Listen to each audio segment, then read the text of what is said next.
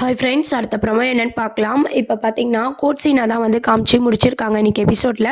ரோகிணி வந்து வக்கீல் யாரும் இல்லைன்னு சொல்லி தன்னை தானே வந்து வாதாடிக்கிறாங்க.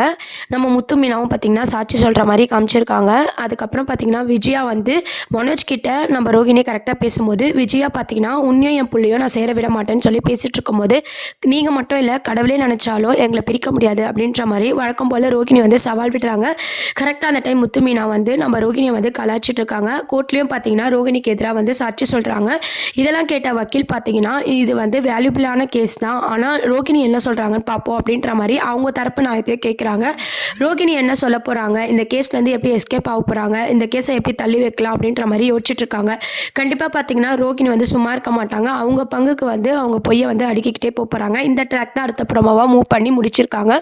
அதுக்கப்புறம் பார்த்தீங்கன்னா, சிந்தாமணிக்கும் மீனாவுக்குமே வந்து அந்த கான்ட்ராக்ட் வந்து யாருக்கு வருது அப்படின்ற மாதிரி வந்து அவர் என்ன சொல்கிறாரு மேனேஜர் அப்படின்னு பார்த்தீங்கன்னா, உங்க 2 பேருமே வந்து பூ கட்டிட்டு வாங்க.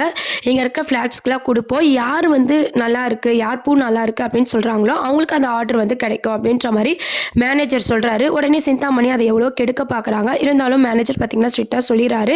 வேறு வழியே இல்லாமல் அங்கேருந்து போயிடுறாங்க. நம்ம மீனா பார்த்தீங்கன்னா எஃபர்ட் போட்டு பூவெல்லாம் கட்டிட்டு இருக்காங்க.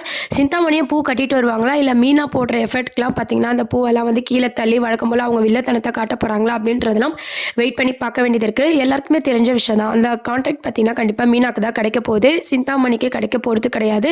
இன்னும் சிந்தாமணி பார்த்தீங்கன்னா நம்ம முத்து மீனா மேலே வந்து எரிச்சல் ஆக போகிறாங்க. ரோகிணியும் பார்த்தீங்கன்னா அந்த கோர்ட்டில் சாட்சி சொன்னது எல்லா விஷயத்தையும் யோசிச்சு பார்த்துட்டு முத்து மீனா இதுக்கப்புறம் அந்த வீட்டில் இருக்கக்கூடாது, அந்த வீட்டிலேருந்து ஃபஸ்ட்டு அவங்கள வெளியே கொண்டு வந்தால் தான் நான் மனோஜ் கூட சேர முடியும் அப்படின்ற மாதிரி சவால்லாம் விட்டுட்டு இருக்காங்க. ரோகிணி பார்த்தீங்கன்னா இதெல்லாம் தான் அடுத்த ட்ராக்காக கொண்டு வர போகிறாங்க. இதெல்லாம் தான் அடுத்த ப்ரோமோவாக இருக்குது. அடுத்து என்ன ஆக போகுதுன்னு சொல்லி வெயிட் பண்ணி பார்ப்போம். தேங்க்ஸ் ஃபார் வாட்சிங்.